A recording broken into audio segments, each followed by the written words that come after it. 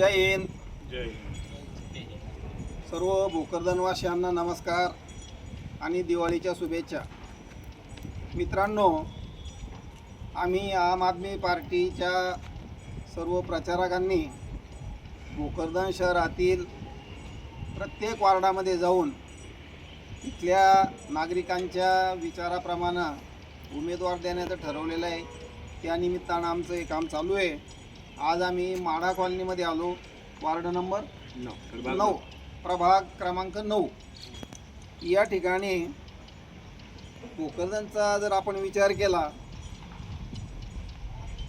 तर लक्षात असं येतं की गेल्या 3-4 वर्षामध्ये कुठं कचरा पडला, कुणाला पाणी नसलं, त्या घंटागाड्या उभ्या असल्या, तर प्रत्येक ठिकाणी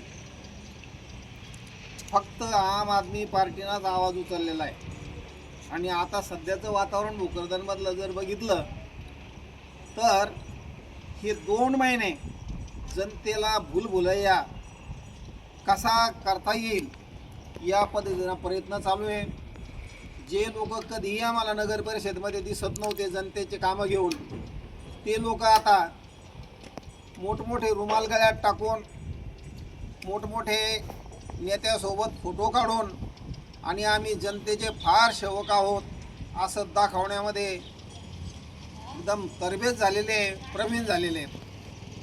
आम्ही जे आमचे मावळे आहेत आम आदमी पार्टीचे, जे सच्चे कार्यकर्ते आहेत, त्यांच्यासोबत जनतेला भूलभुलैया या लोकांच्याकडून होऊ नये आणि पुन्हा 5 वर्षाची बर्बादी होऊ नये यासाठी आम्ही जागृत करत आहोत.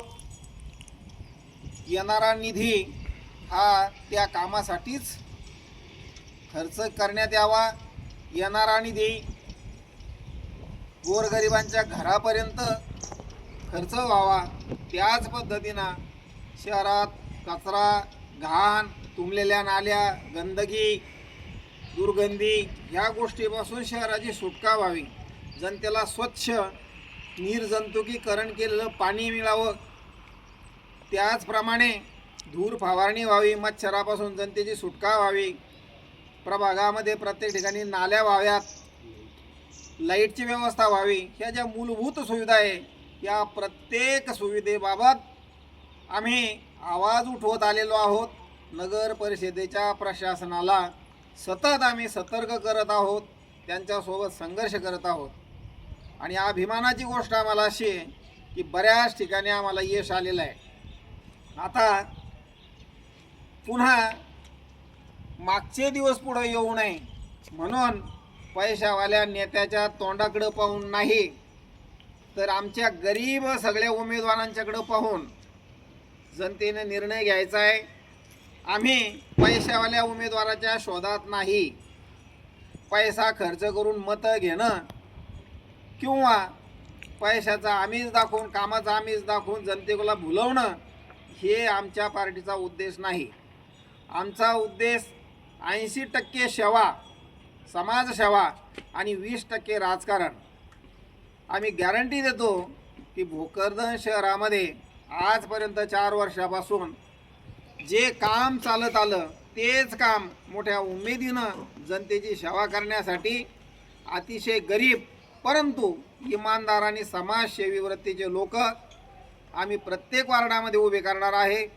आणि जनतेलाही आमची विनंती आहे की सर्वजण आम आदमी पार्टीच्या पाठीमागे उभे राहा, सपोर्ट करा आणि या पार्टीला एकदा नगर परिषदेमध्ये काम कसं करता येतं, जनतेची सेवा कशी करता येते, जसं आमच्या केजरीवाल साहेबांनी दिल्लीत दाखवून दिलं, ज्या पद्धतीनं मान साहेब पंजाबमध्ये सेवा करत आहेत, त्याच पद्धतीनं या भोकरदनमध्ये किती मोठमोठे चेहरे असले, किती पैशावाले चेहरे असले, तर त्यांचं जे स्वप्न आहे सुंदर माझं घर, सुखी माझा परिवार, आम आदमी पार्टी त्याच्यापेक्षा वेगळं विचार करणारी पार्टी आहे की स्वच्छ भोकरदन आणि सुंदर भोकरदन.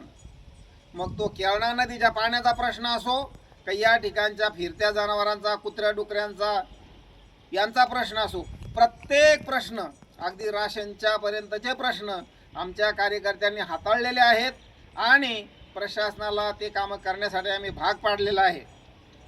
म्हणून जनतेला आमची विनंती आहे की योग्य उमेदवार आम्हाला द्या. समाजसेवी गरीब असला तरी चालेल, आम्हाला पैसे वाटायचेच नाही, कारण आम्हाला पुढं भ्रष्टाचार करायचा नाही.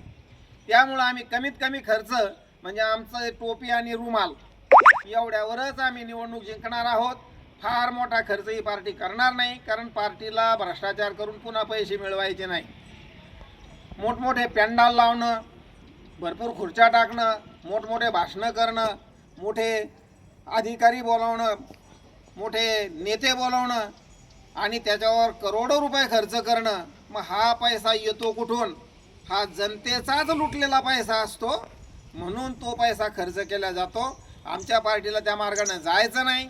म्हणून आम्ही जनतेला विनंती करतो की आता या भूलभुलैयामध्ये अडकू नका आणि या सर्वांच्या जे काही ज्याला आपण म्हणू की सापळा रचणारी जी मंडळी आहे, यांच्यापासून सावध राहा. धन्यवाद. जय हिंद, जय भारत. जय